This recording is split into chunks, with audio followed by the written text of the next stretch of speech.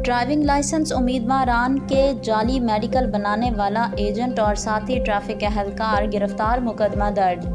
Zoya news network plus को तर्जमान Sialkot police से हासिल होने वाली तफसीलात के मुताबिक मुल्ज़मान ड्राइविंग लाइसेंस के लिए आने वाले उम्मीदवारान से रकम देकर बगैर डॉक्टरी मुआयना जाली और फर्जी मेडिकल बनवा कर देते थे।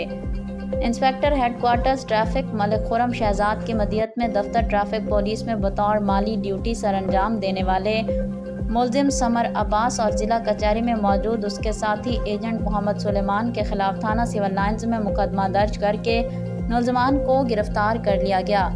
DPO सियालकोट मोहम्मद हसन इकबाल का कहना है कि सियालकोट पुलिस ने इंस्पेक्टर जनरल पुलिस के विजन के मुताबिक ड्राइविंग लाइसेंस के हसूल को करप्शन से पाक, शफाफ और आसान बनाने के लिए मुतादिद इक़दाम किए हैं। शहरी बगैर किसी सिफारिश ड्राइविंग लाइसेंस के 24/7 खिदमात से इस्तेफ़ादा हासिल कर सकते हैं। ताहम बदउनवानी के मुर्तकिब एहलकार और शहरियों से फ्रॉड करने वाले टाउट या एजेंट्स के खिलाफ कानून के मुताबिक कार्रवाई अमल में लाई जाएगी।